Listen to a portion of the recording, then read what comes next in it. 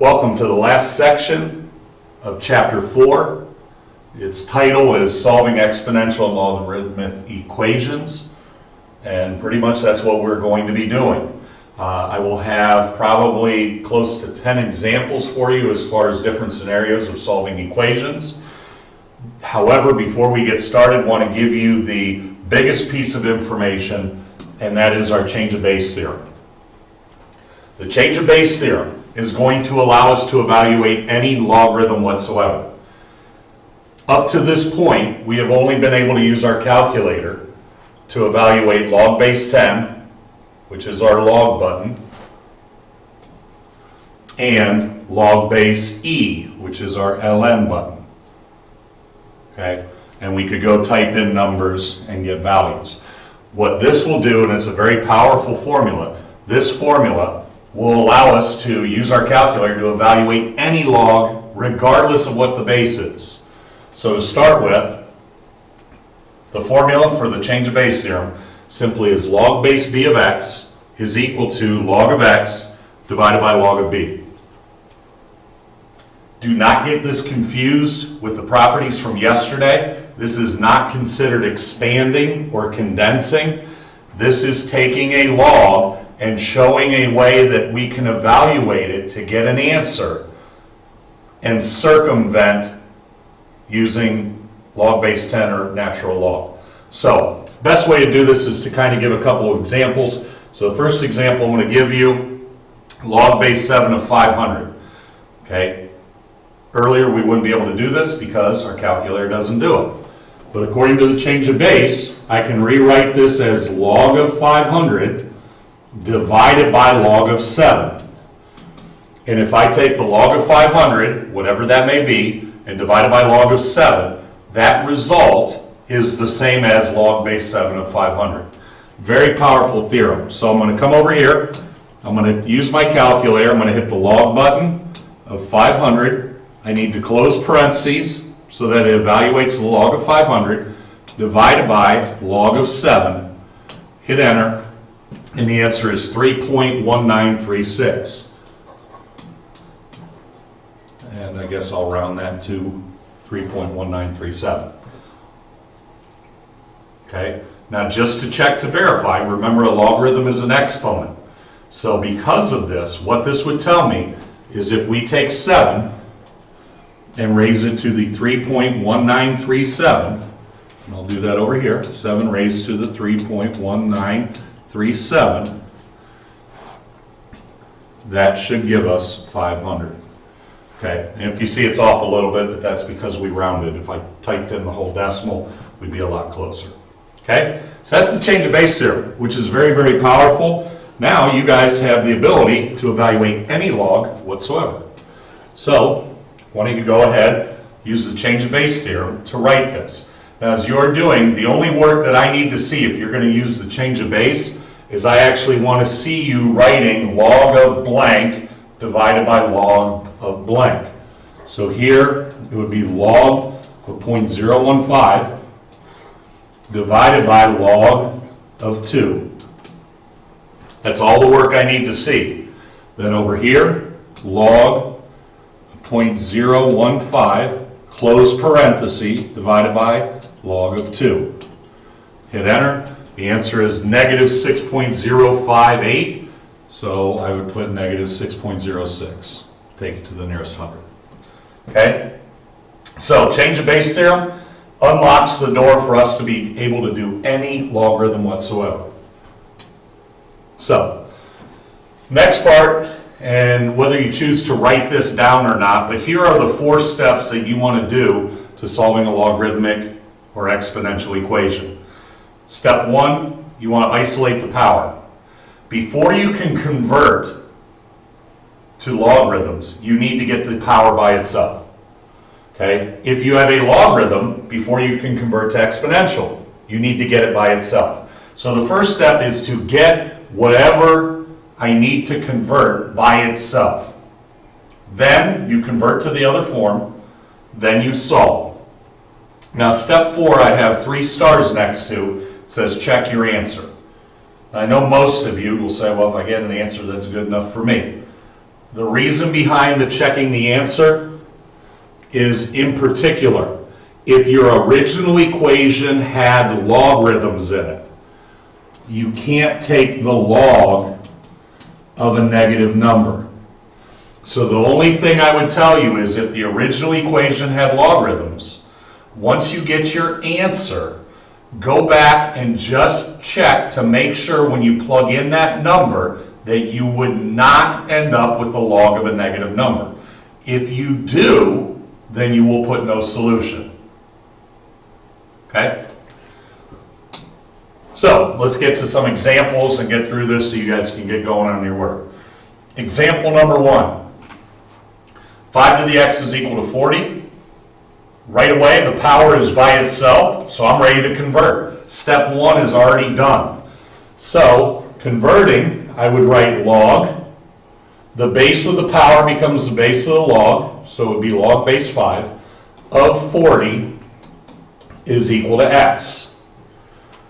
5 to the x equals 40 becomes log base 5 of 40 is equal to x.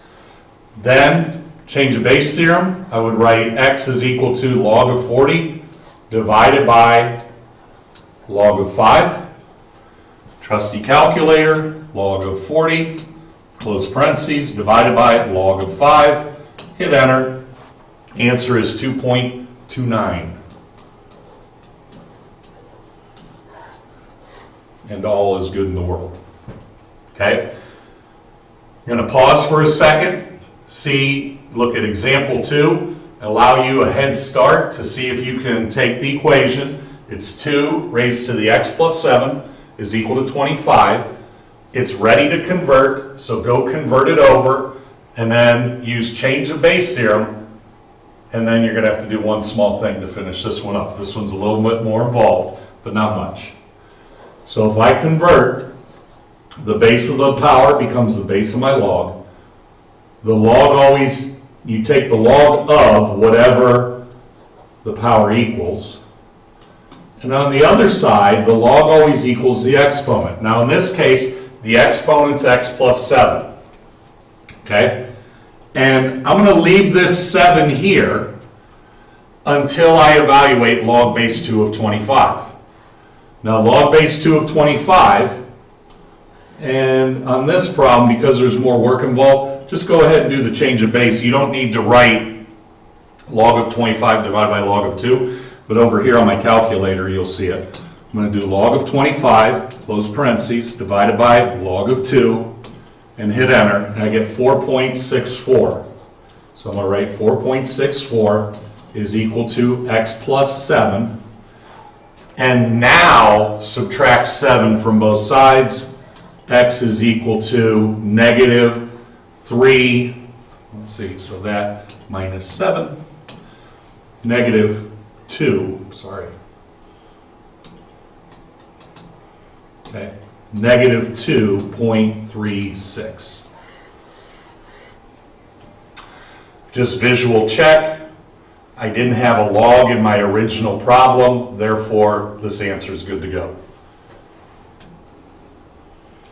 Third example. I have 5 times 3 to the x plus 8 is equal to 20. Now this one we need some work to do before we can convert. Remember, our first step is to isolate the power. My power is 3 to the x. So I need to get rid of the 8 and I need to get rid of the 5. So I'm going to subtract 8 from both sides, and I get this. Maybe do that. Subtracted 8 from both sides, I get 5 times 3 to the x is equal to 12.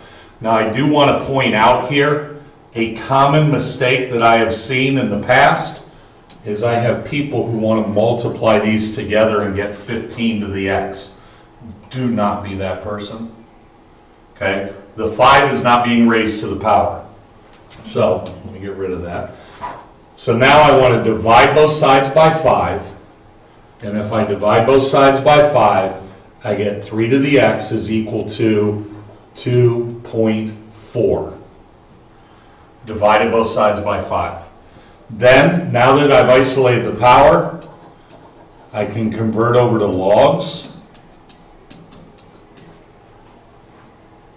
Log base 3 of 2.4 is equal to x. And then if I convert that, I'll get log of 2.4 divided by log of 3. And log of 2.4, close parentheses, divided by log of 3. Answer is, to the nearest hundredth, would actually just be 0.8. So if I were to take 3, raise it to the 0.8, multiply that by 5, and then add 8, that would be approximately 20. Okay? So again, hopefully in these first 3 examples, you kind of see the pattern. Once you get the pattern down, and you'll have 20 homework problems for homework tonight, just make sure that you go through it. The pattern kind of follows. Now when I get to the next page, I'm going to change it up and we're going to have some different types of problems. So here, example 4 and example 5, one is an exponential, the other one is a logarithm. So I'll give you a second to write down the 2 examples. The first example is 4 times e to the x plus 7 is equal to 32. Example 5, 4 times log base 3 of x minus 7 is equal to 10. Now as you are writing those down, our goal again should be to isolate the power in example 4 and to isolate the logarithm in example 5. Then once I have them isolated, then I will convert. So to start with example 4, the first thing I would do is subtract 7 from both sides. I'd get 4 e to the x is equal to 25. Divide both sides by 4. E to the x is equal to 6.25. 4 goes in 25 6 times, and then still need a quarter more to get there. But notice I don't treat 4 times e to the x as 4e to the x. Okay, I need to get the e to the x by itself. Then I'm going to convert. Now because my base is e, I will want to use natural log. Now because it's natural log, I'm not going to need to use the change of base. My calculator does natural log. So natural log of 6.25 is equal to x. So heading over to my calculator, natural log of 6.25, 1.83. Oops, sorry, 1.83. Because my original equation was an exponential, it will work. Okay, the only time I'm going to have to be careful, now in example 5, my original equation has a log in it. That's one that we're going to need to check. Okay, so moving along. 4 log base 3 of x minus 7 is equal to 10. First thing I would do is to add 7 to both sides. Then we would want to divide by 4.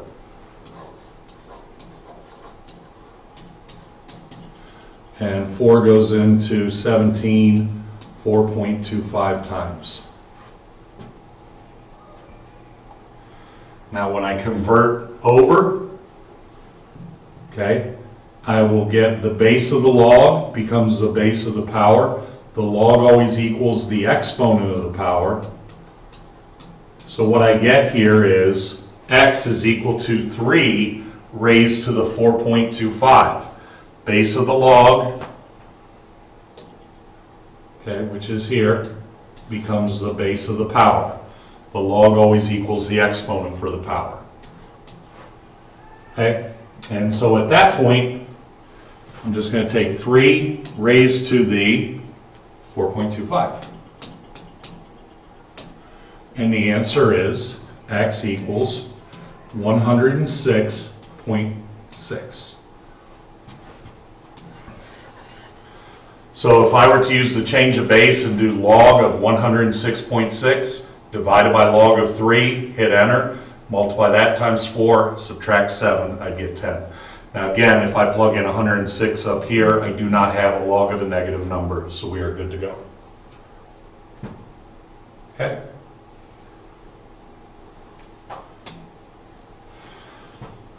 Three more problems to go. Next example, and again, I'm kind of doing these to allow you to have some examples that are going to be similar to what you're going to see on the worksheet that you're going to receive in a little bit.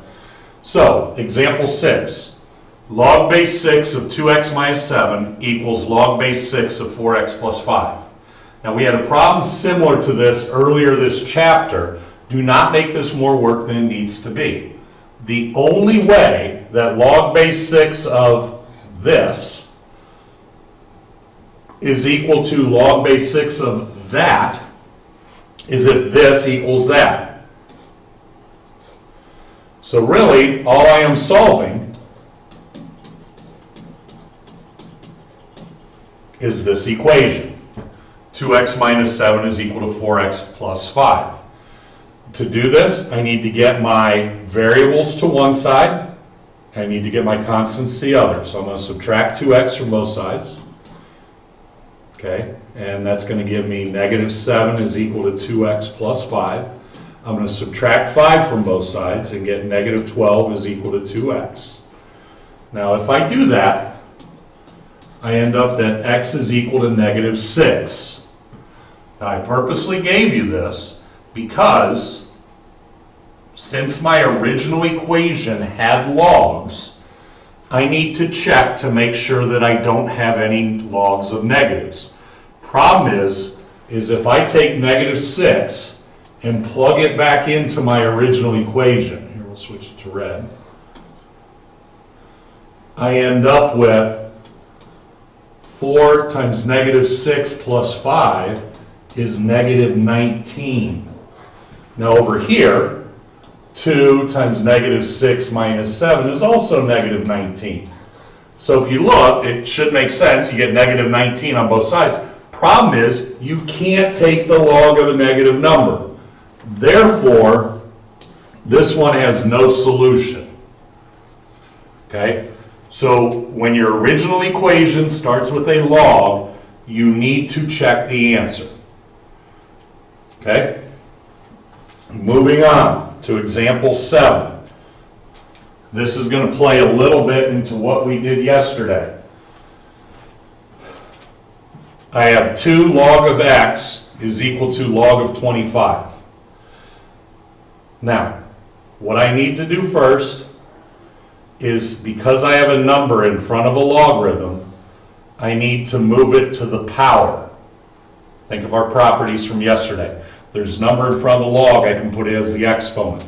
So this becomes log of x squared is equal to log of 25. Moving the 2.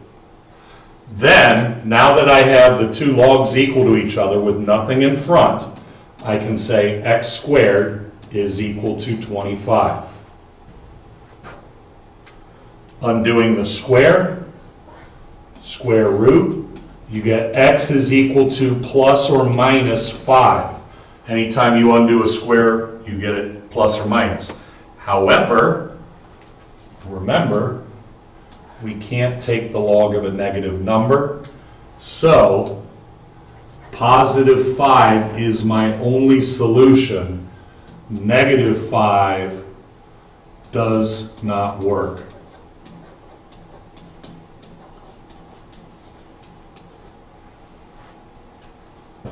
Okay.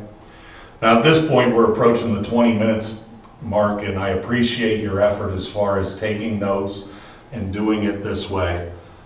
I have one more example to do, and it's going to be a story problem, and it's going to apply to compound interest. So, the final example, example 8, we have $500 invested in an account at 4% compounded continuously. When will the account reach $1,200? My formula, because it's compound continuously, is A equals P times E to the RT. My principal will be the $500. E stays E. My interest rate is 4%, which is 0.04. Now, remember, when you use the PERT formula, you don't add to 1. It's just 0.04 T. And then my A value will be the 1200 because I want to know when it reaches 1200. So the only variable I should end up with here would be T. Now, if I do that, I get 1200 is equal to 500 times E to the 0.04 T. Now I need to solve. Step 1, isolate the power. So I will divide both sides by 500. Now if I do that, I get E to the 0.04 T is equal to 1200 divided by 500. And if we go to our calculator, just to make sure, 1200 divided by 500, the answer is 2.4. Now that I have isolated my power, I'm ready to convert. Because my base is E, I will write natural log of 2.4 is equal to 0.04 T. Natural log 2.4 is 0.8755. 0.8755. I'm going to take it out 4 decimal places just for accuracy. Is equal to 0.04 T. Then I will divide by 0.04. And if I do that, it says, okay, 21.88 years it would take for the account that started at $500 to reach $1,200. Okay, so hopefully, we're at 22 minutes. Hopefully you were able to get down those examples. If you need to rewind to any of them, please ask Mrs. Miller, and she should be able to rewind it. And with that, at this time, the worksheet with the homework assignment for tomorrow will be handed out. And tomorrow I will be checking not only the work that you were to do for today, but also the work for tomorrow. So you may work together. I encourage you to work together. Good luck.